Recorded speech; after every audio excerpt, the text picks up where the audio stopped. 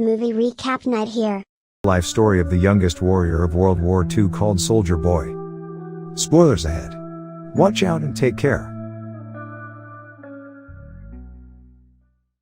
The movie begins in Russia, where a family of 3 sit by the river, enjoying their time. The youngest of them, Sergei Ilyashkov, boasts to his elder brother and mother about him being on top of a tree, when suddenly, German fighter jets fly overhead. The mother asks her kids to quickly hide in the bushes, but the 6-year-old claims he is not scared and strikes the jet with a slingshot. To everyone's surprise, he manages to hit the jets and explode them. But when he looks around, his family is gone. Sergei wakes up frightened from the dream and calls for his mother. Just then, someone knocks on his door. Assuming it is his mother, he runs towards it, but a neighbor woman comes in panicking. She thanks God for keeping him alive, and informs him that his mother and brother are dead. The little boy cannot comprehend what she is saying, and wants to stay in the house to wait for his mother. The woman tells him that the Germans have attacked them and that he should run away. Just then, some soldiers approach their house. The woman makes Sergei run out through the window but is shot dead before she can join him.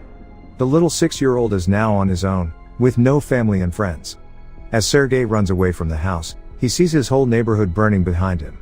He calls for his mother in vain, and runs away from there. After running for a while, he ends up in the middle of the woods. The little kid starts to call for his mother to come and get him, because he is lost. That night, he stays in the jungle. The following morning, we see him drink water from a river, when the enemy soldiers approach his way.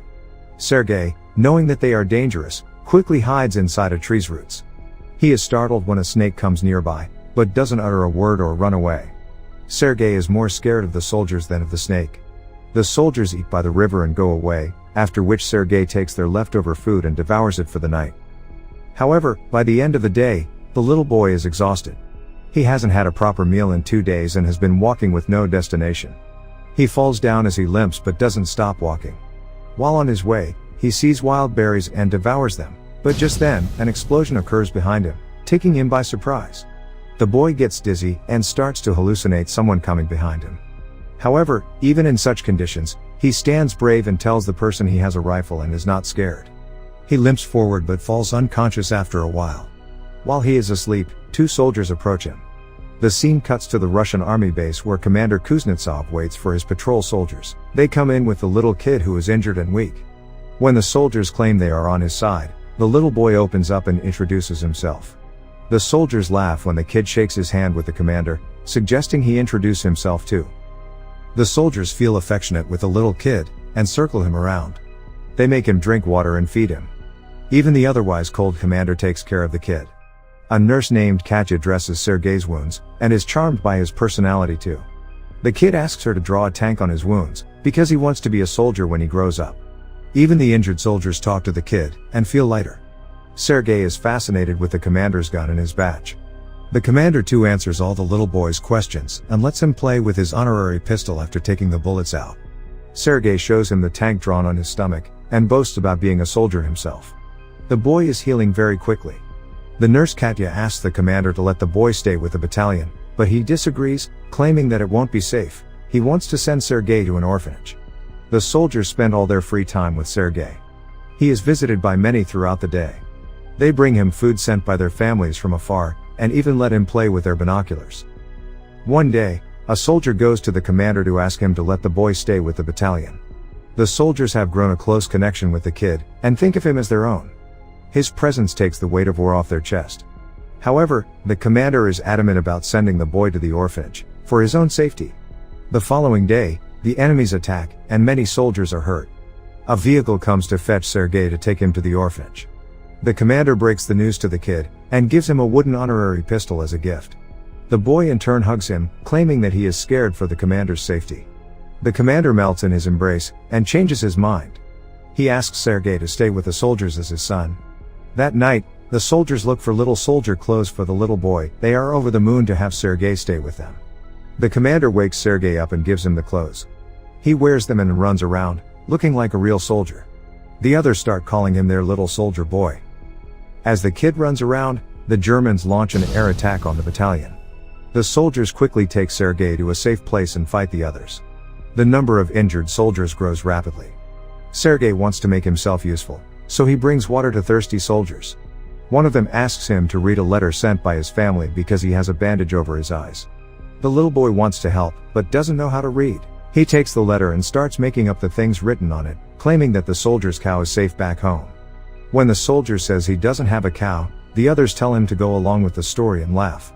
He reads everyone else's letters in the same fashion and cheers them up. In the following scene, we see Katya and the commander talking. The two seem to be attracted to each other, but do not confess their feelings. Later, Sergei tells the commander that he is of the orderly position in the battalion and starts introducing himself as one. However, the boy then sees one of the soldiers' station destroyed from the attack. The commander teaches him to take his hat off to pay respect to the dead soldier. The next day, he insists the commander give him a mission and is given a task to distribute the letters among the soldiers. He completes his task efficiently and even makes the soldiers dance for him. The following day, Sergei goes a little far from the base with his binoculars. As he is playing with it, he sees someone's leg moving from inside a haystack. He rushes back to the battalion and tells the soldiers about his findings. The soldiers are skeptical, but go with the boy anyway. When they reach near the haystack, they are alerted to see two German spies hiding underneath. The spies are arrested, and the kid is praised for his intelligence. That night, the commander shows Sergei the legal papers for his adoption. He is now officially the kid's father. Sergei knows of the commander's feelings for Katya, so, to repay his kindness, he takes him to confess to her. But the two see her talking to a different man, and wrongfully assume she is interested in someone else. The base is attacked by the Germans again. This time, Sergei helps the soldiers with all his might, by supplying ammunition to the soldiers in the front line, but the soldiers there command him to go back to the shed because it is too dangerous outside. When he comes to the shed, he sees the commander and others panicking because the phone's connection with the colonel is lost. A soldier is sent to fix the broken wires. Sergei follows the soldier and sees he has been fatally wounded. He asks the dying soldier how he can fix the wires, and does it himself. The connection comes back and more troops are called. The 6-year-old saves everyone's life. Later, we see the commander and Katya talking by the river. The commander finally confesses his love for her and asks her to be Sergei's mother.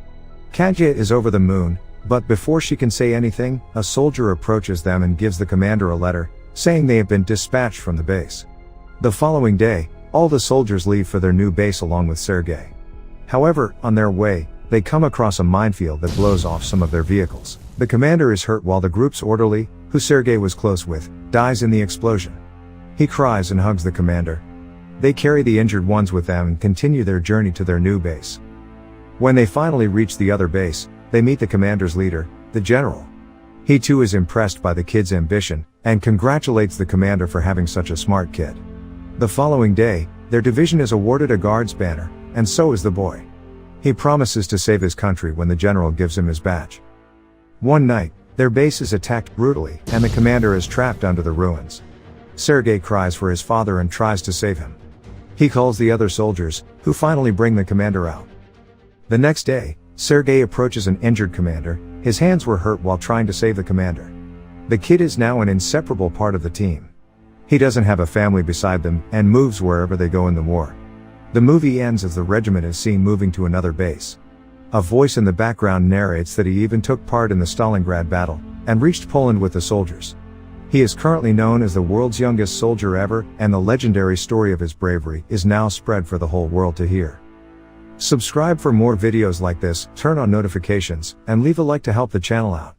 Thank you for watching.